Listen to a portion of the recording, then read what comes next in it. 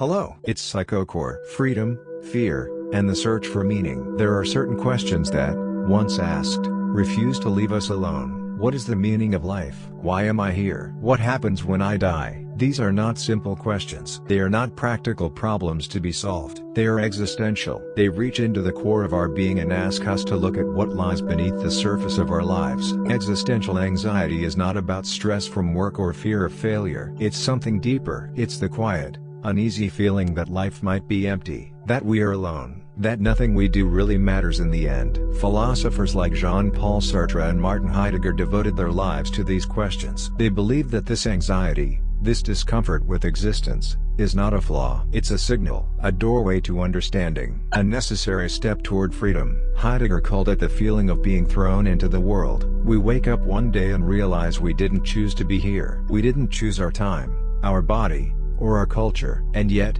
we are responsible for what we do with this life. That realization is overwhelming. We crave meaning, but the universe doesn't give us one by default, and so we must create it. Sartre believed that human beings are condemned to be free. It sounds strange at first. How can freedom be a condemnation? But what he meant was this: with freedom comes responsibility. If no one else can tell us what we should do, then every choice is ours. There are no guarantees, no maps, only the horizon and the weight of our own decisions. This is the heart of existential anxiety. Not fear of death, but fear of life without direction, without purpose. It can feel like standing on the edge of a cliff, with endless space before you. You can go anywhere and nowhere. But here is the strange beauty of it. This anxiety is not a dead end. It is the beginning. To feel existential anxiety is to be awake. It means you are seeing clearly. You are no longer sleepwalking through life. You have realized that time is limited, and that every day matters. Heidegger believed that only by facing death could we truly live. When we remember that we are mortal,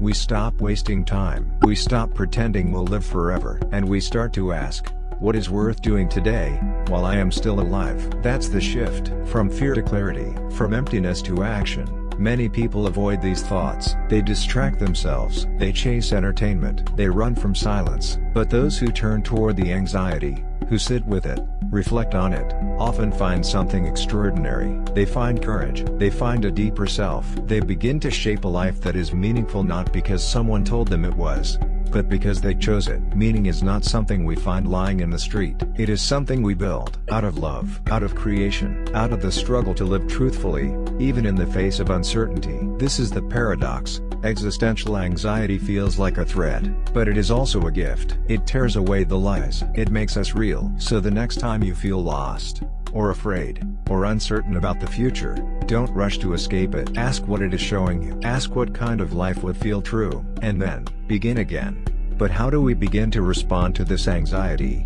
Not with fear, but with creativity. The first step is awareness. To notice when we are numbing ourselves, through distractions, addictions, or busyness, and to pause. To ask, what am I avoiding? What truth is trying to reach me beneath this discomfort? Existential philosophers taught that meaning is not something ready-made. It must be lived. This means taking risks. It means choosing paths that resonate deeply, even when they are uncertain or unpopular. It means saying yes to what feels real, and no to what feels hollow, even when the world pushes in the other direction. The artist, the writer, the parent, the scientist, the teacher, anyone who dares to create something meaningful in a meaningless universe, is performing an existential act. They are not waiting for permission. They are building meaning in real time, with their thoughts, their actions, their love. This is the quiet revolution at the heart of existential thought. You do not have to believe in fate to live with purpose. You do not have to be certain to be sincere. You simply have to choose, and keep choosing. One of the most profound responses to existential anxiety is to turn it into compassion. When we realize that everyone around us is also carrying these unspoken questions, also walking their own uncertain path, it softens us. We become less interested in judgment and more drawn to understanding. We realize that, beneath all appearances, we are fellow travelers. Death, freedom, isolation, and meaninglessness, these are not just abstract ideas. They are the structure beneath the human experience. But instead of defeating us, they can awaken us. They remind us, life is brief, connection matters, and there is no right way to be human, only an honest one. So what do we do with our freedom? We use it, not to escape reality, but to shape it, to build lives that reflect what we most value, to forgive ourselves for being imperfect, to dare, to create, to begin again.